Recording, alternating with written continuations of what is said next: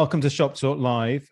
Today, we're talking about what are the world's favorite stores, at least according to 75 global leaders. And I'm joined as co-host today by Craig Phillipson, Managing Director at Shopworks. Craig, what were your big takeaways from the report? Well, first, lovely to see you, Dan, and good to be here. I thought the report was outstanding, and really credit to the five authors who worked tremendously hard to pull it together. I think several things struck me. One was the kind of contrast between lots of selections of small independent stores, who by their very nature can do things really well, and focus and provide points of differentiation. But I think also what was nice to see was it was a good cross section of people who are replicating a format, whether nationally or globally. I mean, Wawa's in there quite a lot, Whole Foods, and Żabka, and sometimes it's more difficult to give that personal service time and time again when you're dealing with a lot of disparate colleagues. And so that struck me. I think the other thing that struck me was always when you look at other people's ideas, you want to kick yourself and say, I really should think about that a bit more. There was a great one, I think, from Scott called Bucky's. And frankly, not enough chipmunks out there. But that was in there for the cleanest toilets ever. Well, absolutely, they're remarkable. I mean, if you haven't been in a Bucky's, you probably haven't lived. You need to go, particularly to the toilet, because it's amazing. Exactly. Let's bring Scott in. Scott, welcome to the program. Thank you, Dan. So I think a big coup, this report, Scott. It's had a lot of interest. You've got 5 authors, some of whom will be on the program shortly. Obviously, you're one of them. And then 75 global leaders took the time to contribute. Pretty good. Yeah, no, we're really excited about that, Dan. And we wanted to do something different. It's the 7th report. And thank you very much for having us on because of that. Pleasure. What we wanted to do is, a lot of people have had a tough couple of years. There's a lot of very heavy reports out there. So we wanted to be a little lighter, something that was a bit more fun. But as Craig said, we've got all these leaders from around the world, and the key thing was there's some learning here. And what the learning is, what makes great retailers great. And when we pulled together, we targeted 101. We were very fortunate to get there. These are stores, whether they are small independents, cafes, or some of the big beasts that we see. Trader Joe's, Whole Foods, etc. They are serving people in their unique ways, which truly makes them great. And we all found it lots of fun to produce this.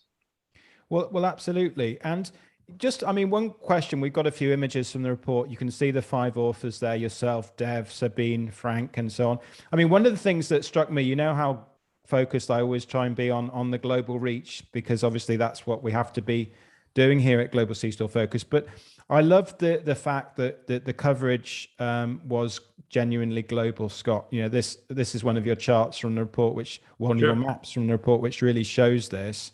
That was important, wasn't it?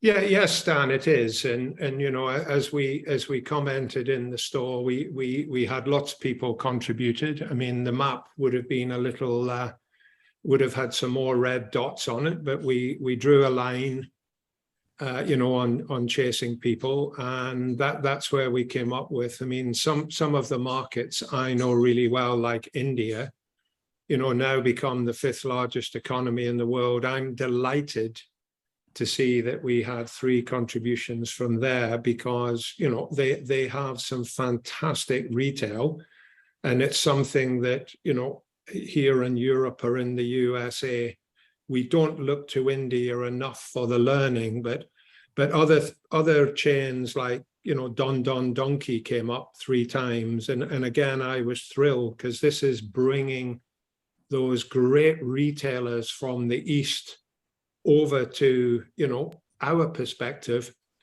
Probably lots of people don't know these retailers, and that's the exciting bit about making it a global report. Craig and I were talking before the program about, what the commonalities were, what to the most popular stores, because some of the stores, I think you say in the report, that were chosen by a number of people chose the same stores, and they kind of bubbled up, didn't they, through your process of selection. And Craig and I were thinking about, well, what are the reasons? What's the commonality? What are the success factors? And I know you thought about that a bit.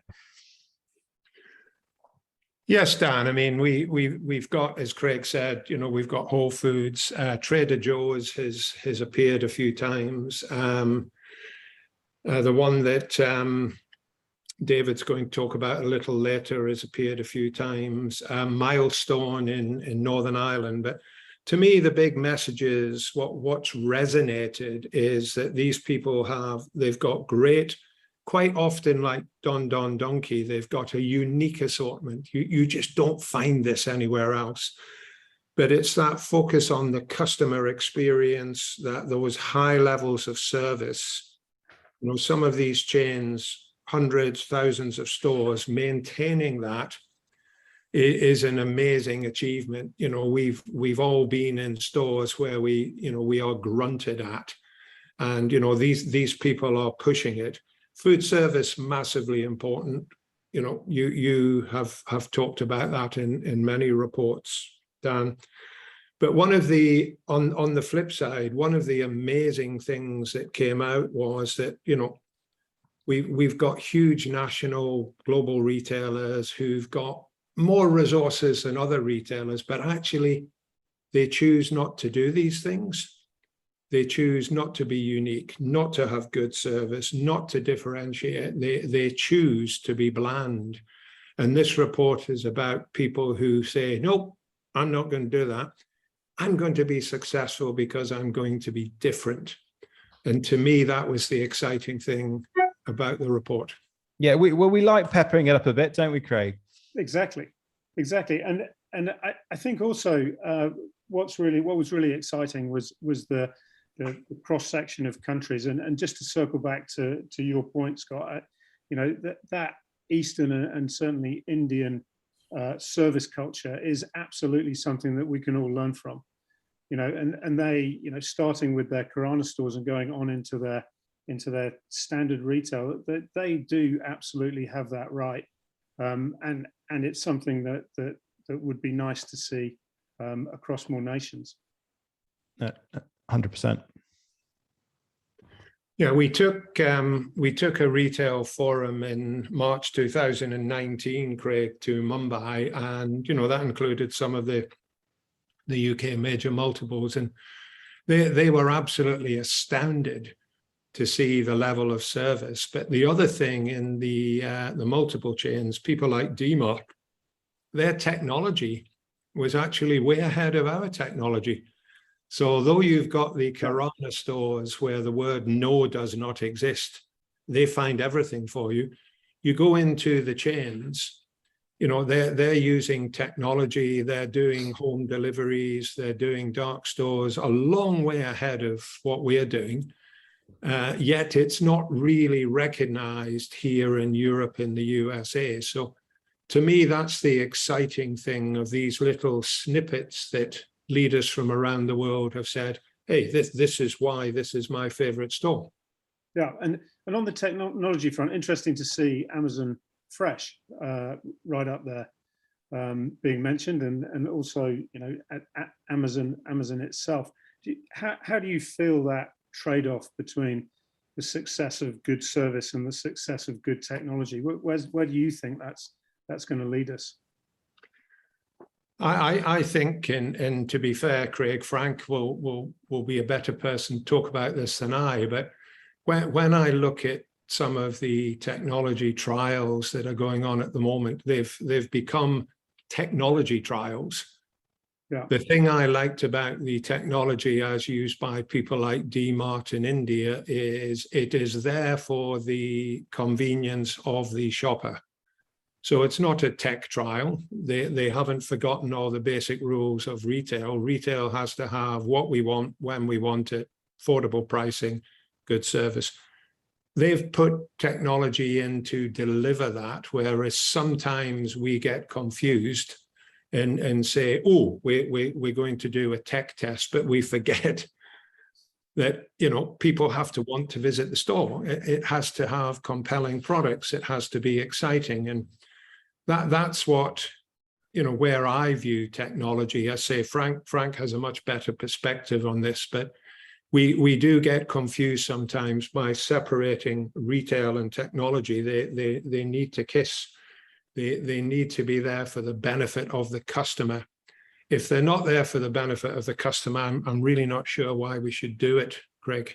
I think we all agree, don't we, that we don't really need to notice the technology. We just need to see the store proposition, and the technology just makes it work a little bit better for us, and that's all we need. That's all we need. And some operators are certainly, some retailers are certainly doing that, but not all, probably. But let's just get into the bit. I mean, I guess the other thing, guys, that we can all agree on is that the retailers who go and look at other people's stores, not just their own, and travel as widely as possible, often get a bit ahead of the curve. And, you know, retailers do love store visits, and we all deeply believe in that. And so let's just move on to a bit of detail in terms of the stores that were chosen. And we're very lucky because David Bagnall, director at BWG Group, operates Spa Island, has agreed to join us. Thank you, David. Welcome, Tom. Good afternoon. Afternoon, David. Good afternoon, Scott. Good afternoon, everybody. Nice. From a very wet Dublin. Very wet Dublin, but you're still smiling as ever. Indeed. So obviously, David, now your choice, which, to be honest, I mean, if I only chose one store, and we'll talk about it later, perhaps, but I think the store that you're, or the site that you're talking about, is one that many of us are very familiar with. We've covered it very extensively in Global C-Store Focus. It was one of the key visits for our Insight Market Focus in Dublin in March. It's, of course, Junction 14, which is obviously, and you've got the Spa brand is within that site. It's a highly impressive site. And I think what you're going to do in the next few minutes is just remind everybody as to why it's a success, really, and obviously why it was one of the popular choices in this report. Yeah, well, firstly, good afternoon to everybody. I'm delighted to be involved in Shop Talk Live again this afternoon. And firstly, if I can say to Scott, Dev, Sabrina, Frank, Christian, and don't forget Regini, who pulls this all together, just to congratulate them on an absolutely fantastic paper. I have it here on my desk, and it's a paper I know I'll be certainly bringing up and having a look at and planning store visits around over the next number of years. But to get 75 retail leader contributions is a fantastic achievement, and a great respect to the authors of this paper. So well done. As some of you may know, I've been involved in the Irish convenience industry for about 30 years, from a corporate level as a director of BWG, but I'm also a Spa retailer. Indeed, today I am celebrating my 20th year anniversary in my Spa Park West store. So delighted to be involved there. But I'm also delighted, but not surprised, to see 8 Irish stores listed, and also 5 stores from Northern Ireland on the world's favorite stores. I'm not surprised about that at all. There could be more, could even be more. You know, I think maybe there should be a little bit of a nudge there. Perhaps could even be more. But sorry, David, I'm interrupting. Yeah, indeed. Look, I would love to be able to put many of the Irish stores. And to me, you know, I look at Tom and Anne McAvoy's amazing Rathfilen store, absolutely astonishing. Thomas Ennis's national and international award-winning Spa in Marion Row. And what I love about what Tom does is the investment in fresh, but what some people don't see is the investment he has in his people. You talk about the store visit stand. He was in London this week with his team visiting stores and just looking at communication, products, packaging, and that's the difference. And both Dev and Brian Donaldson brought up the fresh stores, the good food markets. And I would have to say, I would love to have them all listed as my favorite stores. And interestingly, in different ways, I probably would. But the store I personally have chosen is the multi-award winning Junction 14 store. And the reason I've chosen this store is we've a lot of debate around the future of forecourt, but to me, this is the future of mobility retailing. It's live and trading. Junction 14 is very clearly in the customer experience business. It's a beacon of innovation, excellent in customer service, and more importantly, for me, excellence in customer experience. And the experience piece is what the consumer is now demanding as they're spending their money and when money gets tighter in our stores. And for people who are not that familiar with the site, it's located about 60 kilometers outside Dublin along a very busy M7 motorway.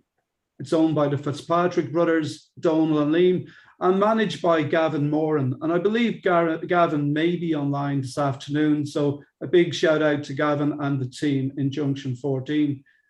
Interestingly, it was built in 2011 with a Spar convenience store attached. And what happened very quickly was that food and beverage became the major business footfall driver, but also profit driver, not fuel or gas.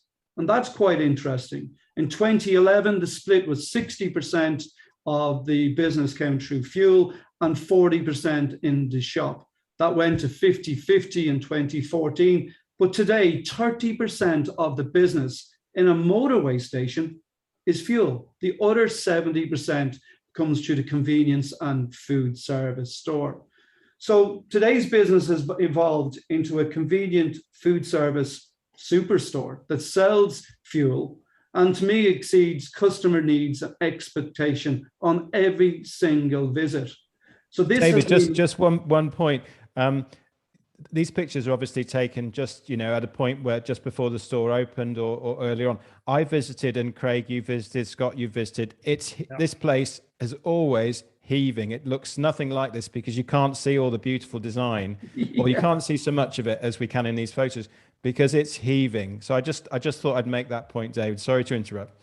No, Dan, the most difficult part of actually putting this together was actually getting photographs without the shop being actually thronged with customers. And again, it's a great compliment to Gavin and the team. Look, before they actually redeveloped the site, what they've done is they asked their value customers, their current customers, but also potential future customers, what they wanted to see in this new store. And what this meant was Junction 14, we're looking at their customer needs. And that actually determined what they'd done in the redevelopment, not the fact that it's simply a motorway gas station. And that was very, very interesting. So what they actually done was they developed a BWG Spar lifestyle flagship store with a really extensive food service business. And interestingly, their customers asked for pizza. And Frank, I'll get you to move on the slides. Customers asked for pizza. So what they actually done is they added a Papa John's and a Supermax. Customers asked for a Mexican offering. So they added Zambrero, which is an Australian franchise, really simple, but really, really excellent food. Customers, of course, wanted a healthy option. So they added Fresh. And this is an Irish franchise, really good product.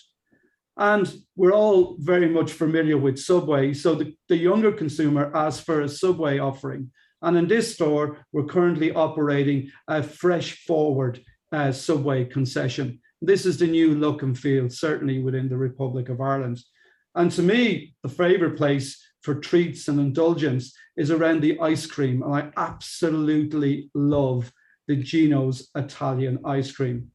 And what's quite interesting around that is a blend of both global, but also local food service brands wrapped around the Spar convenience brand. And the customer has welcomed that really well. And all of these concessions are operated directly by the Junction 14 team. So they have the confidence in their own ability to run this.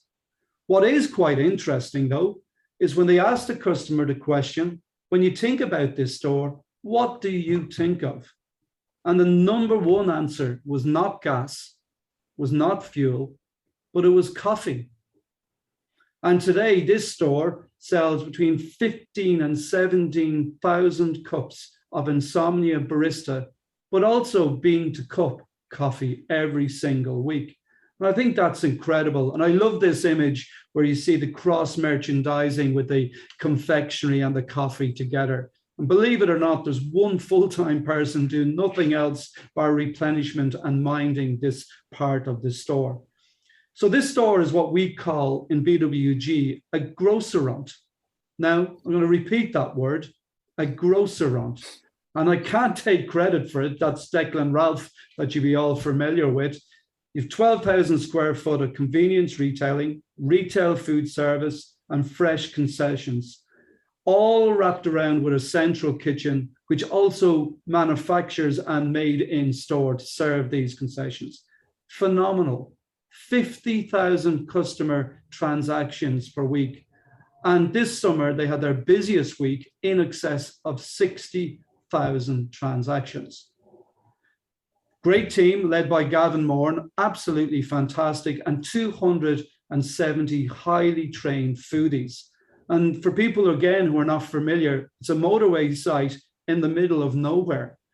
But you can just imagine the smell, the theater, the consumers coming in, particularly into this section, this landing zone, as you come in from the side car park. It's absolutely Craig, you liked it when we visited back in March, didn't you?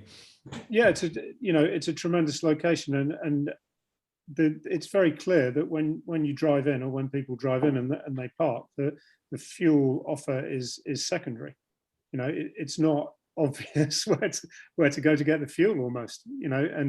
And as soon as you get into the environment of the building, there are food trucks going on. It's welcoming when you walk in. To your point, Dan, it was absolutely rammed with people, and it's just a really good example of showing that if you start to add different concessions together, that whole idea of a kind of market environment where there's choice for everybody starts to come into play. And it's completely blowing out of the water the kind of blinkered view that if you have one concession, you can't have another. And I think you've also beautifully identified how customer demand built the different franchises that they look for. And it's just a really good example of a multiple site offer that satisfies a wide range of customers. Well said. Yeah, and Craig, what's really interesting about that is that in some of these brands, these are the flagship stores. These are the highest turnover stores in Ireland for some of these concessions that are actually located in shopping centres or high streets. So that's the type of volume. And you've consumers that are coming into this store 6-7 days a week, whether truck drivers or driving of coaches, but they have all these options. And just look at the fantastic facilities. This is a motorway station. Then look at the comfort that will attract people to actually sit here, rest and consume and spend their money.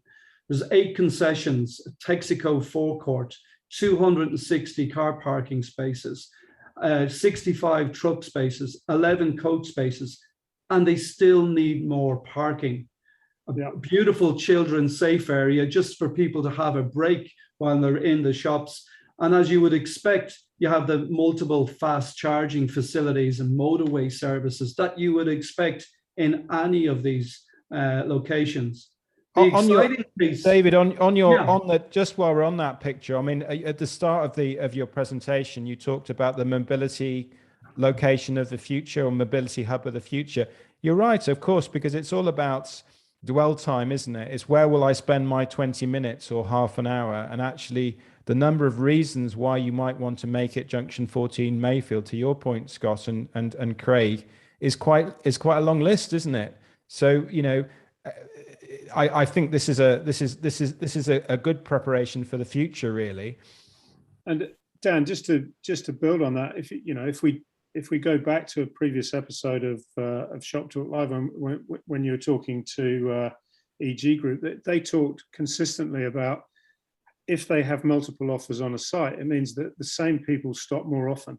Yeah. Because, you know, you've got your different day parts that you can satisfy, you've got your, you know, your different occasions, and it's never dull.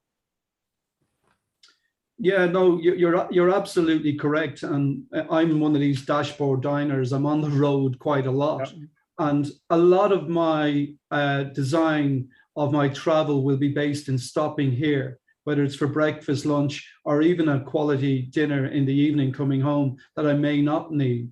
And what Gavin here and the management team have done very well is that they've managed to change the behaviors of the transient and local customers.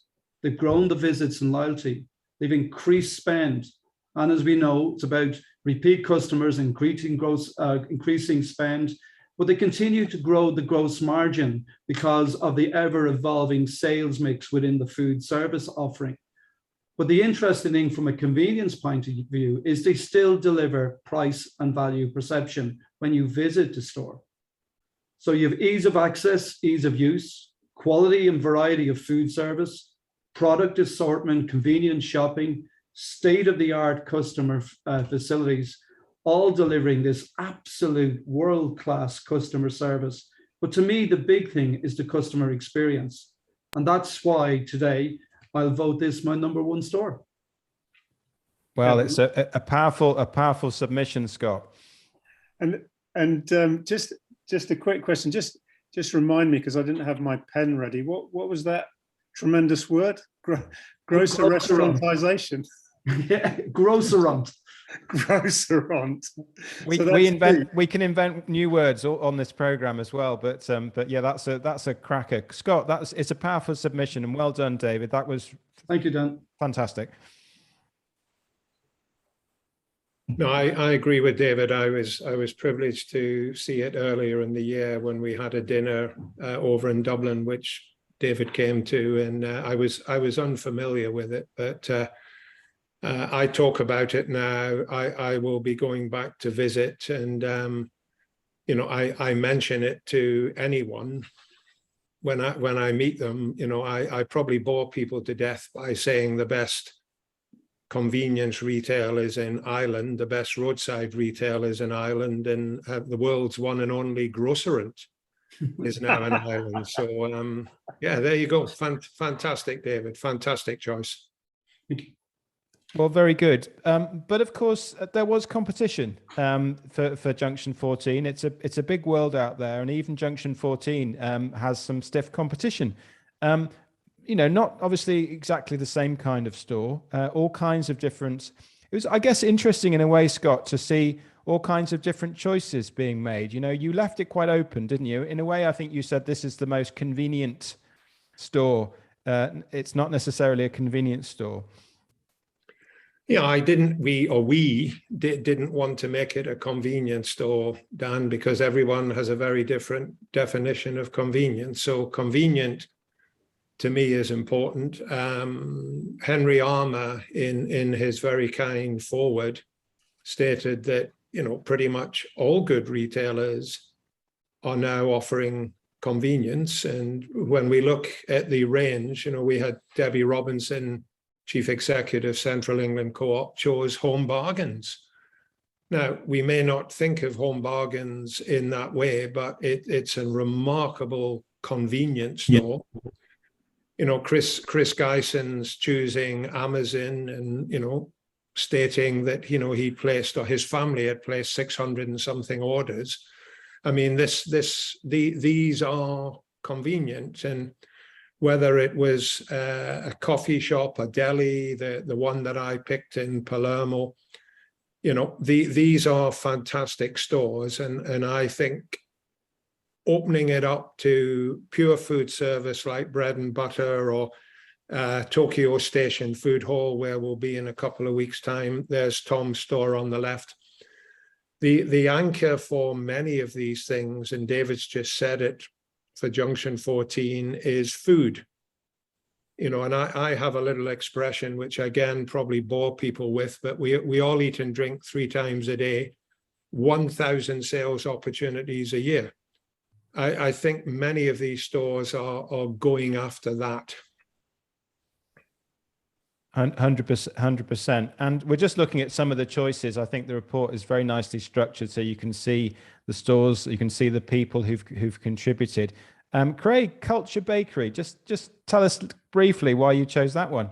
Well, Scott, you know, talked about convenience, and it's 200 meters from my office and 400 meters from my house.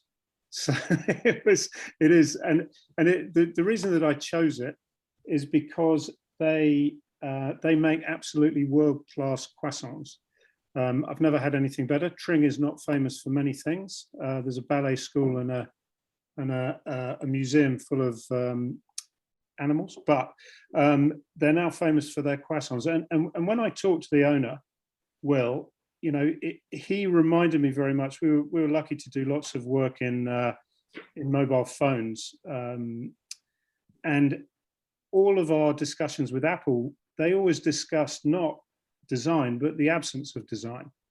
And he has been absolutely true to that kind of form. It's all about his product. His counter is a white monolith. You know, everything is cut back and pared back to the simplest format, just so that you notice and see the excellence of his baking. And I really, really respect him for that. Well, you're lucky that it's only 200 meters from your office, or was that 400 meters? But no, very good. Well, let's bring on some of the other authors. There were 5 authors altogether, weren't there, Scott? And we've got 2 good friends who were 2 of them, Frank Beard and Dev Dillon. Welcome, Dev. Welcome, Frank. Hi, Dan. How are you? Very, very good. Very good. So, Dev, interesting chat so far. What were your choices, Dev? Maybe we can just put you on the spot and bring up your choices and get you to talk about them a little bit. Yeah, and delighted to. I was very conscious, Dan, that we could have gone down the route of just kind of choosing stores that had an emotional link and the one that, you know, makes you feel good, because this is very much an emotional report.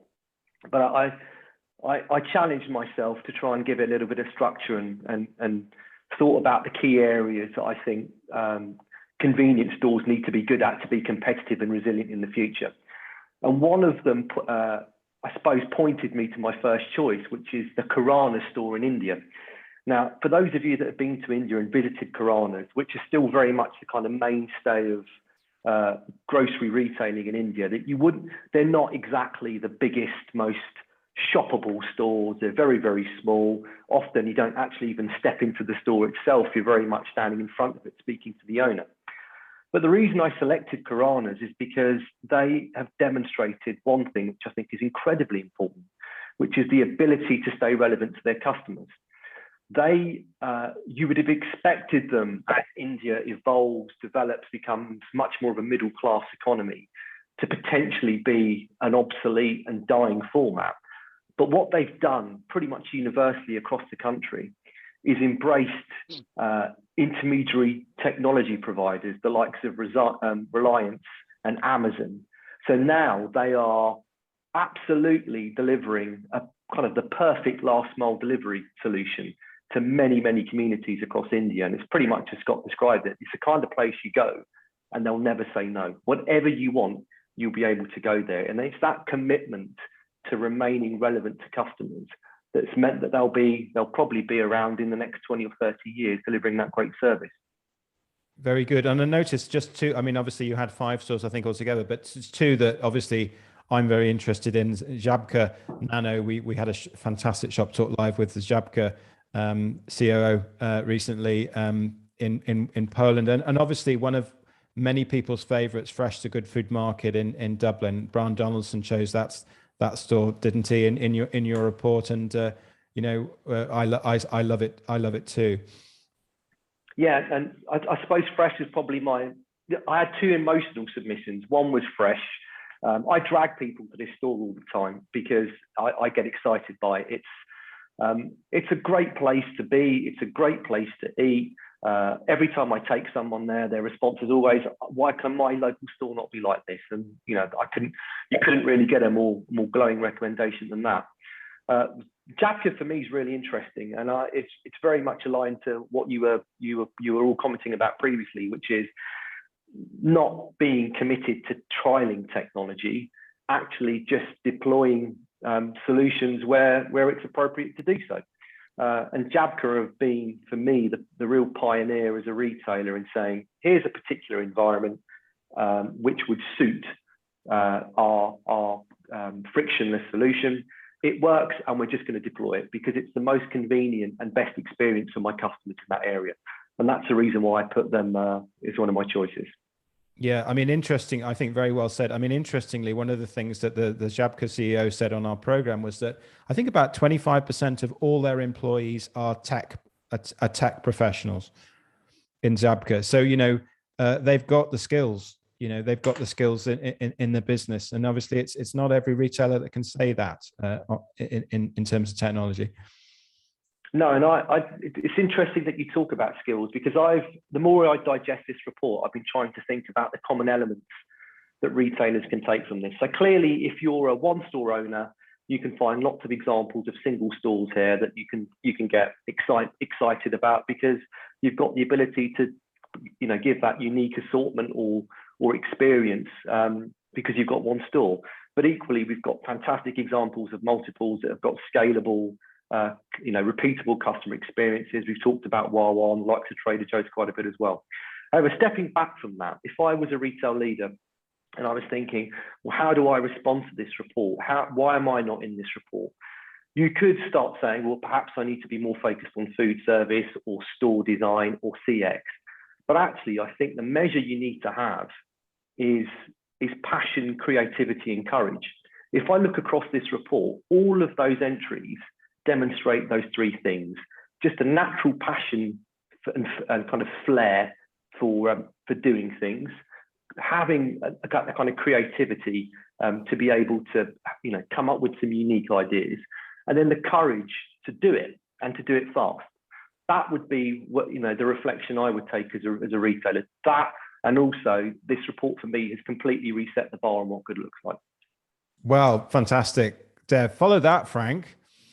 Yeah, that's going to be a hard one to follow. I focused on mine, on my section, I focused on 5 convenience retailers. I guess had I just looked at retail in general, the easy winner for me would have been Berlin's Kotave, which is easily the finest store I think I've ever had the pleasure of visiting. But I wanted to focus on convenience retail in particular, and it's surprising how difficult it is to think of a criteria for a favorite store.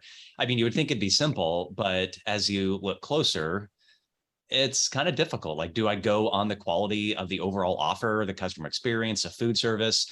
I mean, in that case, I probably would have just given everyone a list of my 5 favorite Buc-ee's, because let's be real, that's an amazing retailer, as Craig had brought up earlier. And coincidentally, I think I'm drinking my caffeine this morning on a Buc-ee's coaster. But another example is, do you just go off of food service in general? You've always got all the gear, Frank. Yeah, well, it's hard to get out of that store without a lot of merchandise, which is part of what makes them a great retailer. But, do you go off the quality of just the food? Well, some of the best food I've ever had in a convenience store has also come from a few convenience stores that might, not be quite as good in some other areas. So it's a really nuanced question. And what I ultimately settled on is really, do I want this in my backyard? Is this a store I want in my community? And I want to be a part of it. And I settled on 5 stores that I think really exemplify this very well, including one I wanted to make sure I put a store on the list that's a major interstate stop, not just a local community store, because, sometimes that's what we're looking for too when we drive long distances. But really, my favorite store is probably 36 Lynn in Minneapolis. It's not the biggest, it's not the fanciest, it's not the most robust of the offers because it's a small store, but like everything on my list, it has that special something that makes it easily a top contender above anything I'm seeing from, the major chains in the area. And I think what really does it for 36 Lynn is, every time I come in there, it's almost like that Trader Joe's experience where, most of the products are going to be there, but something's always going to be new and different. There's always this discovery element, whether it's a new type of candy, a new snack bar, a new cold brew beverage. And what they've really figured out over the years is that their customers are really responding to local products from Minnesota. You go in a lot of the major chains, and I hate to say it, but the CPG mix looks the same from one store to the next, from one brand to the next. Same major CPG brands, the same products, and then a slight bit of variability. With a store like 36 Lynn, it's just a completely different product offer. And I mean, yeah, some of that's there, but by and large, it's just products that you may have never seen before. And on top of that, I mean, they take care of their employees. They paid a living wage before it was trendy. They were early to that trend. They've just got this wonderful staff. And every time you're there, it just feels comfortable, like, a store that you really, truly want in your backyard. But, but it's not just them. I've included a few others, like, two of the convenience stores I've made dinner reservations at, El Carajo in Miami and High Country Market Bistro and Gastropub in Round Rock, Texas. High Country in particular, I live over 1,000 miles from this store. And yet every time I'm there, it feels like it's just my local neighborhood store. Indeed, a lot of the customers that I've seen in there are just people who are from the surrounding few miles and come in there to get a glass of beer, a couple glasses of wine, have some food. It's an Exxon station whose owner is a level 2 SOM, and they have one of the best wine selections anywhere in Central Texas, hands down. The pizza's amazing. All the food's amazing. It's just, it really challenges what's possible out of convenience retail. It's a store that works in that area. I think it would work in a lot of other places, but it's built around that community. And you just can't go wrong with it. But take a look at my list. I've got other fantastic examples like Lou Perini's in Kenosha, Wisconsin, specifically their second store they just opened. Sylvasek's West in West Texas, which if anyone's driven from Dallas to Austin, you are probably very familiar with this store for all the right reasons. But yeah, there's a lot of fantastic stores out there. But, I think this report has really zeroed in on some unique ones. It's been fun to read through. Well, that's a strong submission, guys, wasn't it? Just while you're still on, Frank, we've got to ask you about technology. Scott, you mentioned that Frank would have some opinions on this, and of course you do, Frank. But just, I mean, one of the conclusions we were all discussing earlier on, you'd have heard, was that the technology hasn't got to get in the way. It's just about the proposition, and technology makes it easier for customers. I mean, any comments on that? Because you're obviously doing some work in your day job, looking at in that area, looking at contactless, frictionless retail. Yeah, Scott brought up a good point, and something I always think is, technology really shouldn't get in the way and separate people. A great example is chatbots. I know there's some better chatbots that are hitting the market, but by and large, my experience has been they're often kind of blocking you from the resolution that you need. Oftentimes you come to a company with a nuanced question, maybe something that requires some human creativity and isn't so easy to solve with a chatbot. And yet there's this irritating barrier separating you and making it hard to actually get the sort of experience that you need. I think back to, years ago to a particularly egregious example, one of those sort of automated response systems that you have to deal with when you call a internet service provider. Years ago, I ran into an issue, needed them to fix it. It was clearly on their end. I diagnosed everything, and I get to the phone line and I have to sit through 30 minutes of Q&A. They've blocked the ability to press for an operator, to bypass it through any other ways. And I'm just sitting there fuming, absolutely frustrated, because I just have a simple question. I've already done all the things they're telling me to do, and yet I have to sit through this. Now, obviously, internet service providers are an extreme example of companies who've never cared about the customer experience and probably never will. But at the same time, I think you see a lot of folks where they look to technology as a quick fix to maybe problems that are generated from other areas. Maybe the customer experience isn't good. Maybe the customer service isn't particularly exciting or high quality. Technology is not going to fix bad retailing, but what it can do is really enhance good retailing. Autonomous checkout, I think, is particularly exciting. We go into stores, we throw cameras on the ceiling and retrofit them quickly. We don't change up the stores, drop gates or anything. It's really easy to just go in and take a store as it is and turn it into a place that you can leave when you're done shopping. With that said, though, a good retailer is going to take technology like that, and they're going to look for opportunities to enhance their customer experience because of it. For example, if the employees are not standing behind a counter anymore, being tethered to a register, repeating scripts about loyalty programs and whether you need a bag or not, what if they're on the floor and they can do more? What if they can, stand around for 5 minutes and talk to the regulars who really like that interaction? What if they can stock the shelves, face the shelves, clean the store, manage a store? There's so much more that they can do and sometimes aren't doing when they're stuck behind a register. So that's one example of where that tech actually can really enhance it, but but you still got to focus on your overall customer experience. Good retailing is good retailing at the end of the day. 100%. We've had retailers on Shop Talk live. Recently we've recorded a few where they just simply haven't got enough staff to open the stores for the hours that they would normally open them. I mean, so staff shortages are just the number one CEO issue in many markets, aren't they, guys? I hear that all the time. And quite honestly, see the effects of it. This year in particular, I have seen so many stores where there are signs taped to the front that certain services are not available. Breakfast isn't available. We don't have kitchen staff. More extreme examples, if you look at the airports, it's almost every time I'm in an airport now that some restaurant has some change in their service or some store has some issue because it can't get staff. And we can obviously speculate for hours about the causes of all of this. And I'm sure it's multifaceted as everything is, but technology can help with that. And I think the longer that it is hard to find people to work various jobs at the store level, retailers are going to have every incentive to look for ways that they can automate some of those processes. With that said, though, I think it's a mistake to look at automation as a purely employee-less proposition. Convenience stores in particular, even if you automate the checkout register, that's not the only job people are doing at those stores. They have so much more to do. And quite honestly, they have things to do that require human creativity, whereas a checkout register is a purely robotic job function. I've worked a cash register. I hated it. That was the least favorite part of my job when I worked at the grocery store level. And I quite honestly enjoyed the rest of the work, like interacting with customers, maintaining the store, and good riddance as far as I'm concerned. There's other things to do.